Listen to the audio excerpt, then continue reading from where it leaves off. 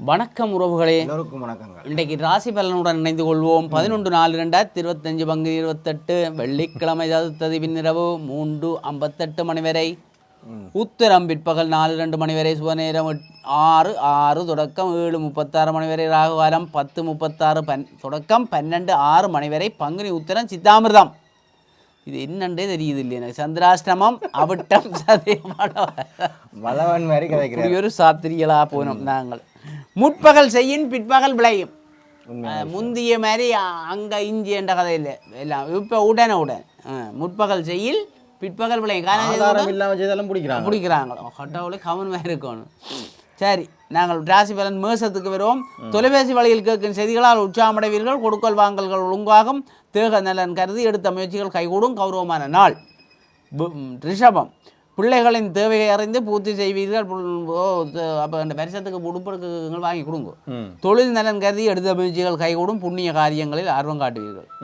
மிதுனம், தொழில் நலன் கருதி எடுத்த முயற்சிகள் கைகூடும். பயணங்களால் பலனுண்டு. நண்பர்கள் மத்தியில் நல்ல பேர் கிடைக்கும்.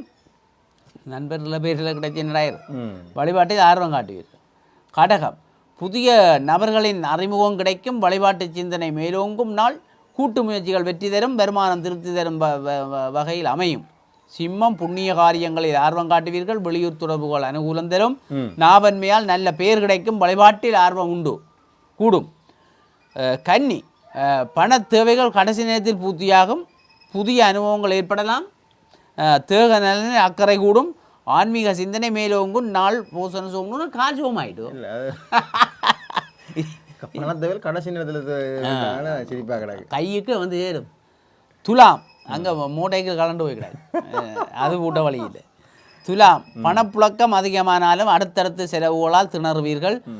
தொழில் நலன் கருதிய பயணங்கள் இடம்பெறலாம். வழிபாட்டால் முன்னேற்றம் காண வேண்டிய நாள். விருட்சியம், வருமானம் திருப்தி தரும் வகையில் அமையும். என்னடா ரெண்டு பேருக்கு ஒரு மாதிரி கிடக்கு.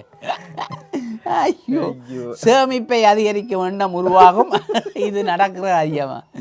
எடுத்த காரியங்களில் முன்னேற்றம் காணும் நாள். கௌரவமான நாள். ஐயோ, கௌரவம் இல்லை சாப்பிடும். தனுசு, பொதுநல ஈடுபாடு அதிகரிக்கும். தொழில் வளர்ச்சி கூடும் நாள். மகிழ்ச்சி தரும் செய்திகள் வந்து சேரலாம். குடும்ப ஒற்றுமை கூடும். பூசண சுகம் உண்டு. மகரம், பரந்தரும் தெய்வங்களை வழிபட செல்வீர்கள். குறை சொல்லியவர்களுடைய பாராட்டு நாள். மனதில் புதிய சிந்தனைகள் தோன்றும். பயணங்கள் கைகூடும். கும்பம், குறைவாக பேசினாலும் குறை கூறி பேசாமல் இருப்பது நல்லது. கவனமாக இருக்கும். வாயால் பெத்தி வச்சுக்கொண்டு. குடும்ப பொறுப்புகள் கூடும். வழிபாட்டால் மகத்துவம் காண வேண்டிய நாள். மீனம், தெய்வீக சிந்தனை மேலோங்கும் நாள். நீண்ட நாளைய விருப்பம் ஒன்று நிறைவேறும் வாய்ப்புண்டு. சொந்த பந்தங்களின் வருகையால் சிந்தை மகள். எங்கே சிந்தை மகள்? சொந்த பந்தம் வந்தான் எல்லாம். அப்போ நல்ல நாளாக கம்மியோடும். ஆனால் ஒன்று மட்டும் நினைச்சு கொள்ளுங்கோ, ஏதும் வில்லங்கங்கள் செய்யாதேங்க. முற்பகல் செய்தால் பிற்பகல் விளையும் என்று சொல்லப்பட்டிருக்கு.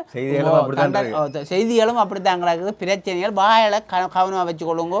தேவையில்லாமல் வாயலை கொடுத்து வில்லங்கங்களை வாங்காதேங்க. வில்லங்கங்களை விலைக்கு வாங்கக்கூடாது. தடி கொடுத்தெல்லாம் அடி வாங்காதேங்க. கவனமாக இருக்க சொல்லி கேட்டுக்கொண்டு விடைபெற்றுக் கொள்கிறோம். நன்றி, வணக்கம். வணக்கங்கள்.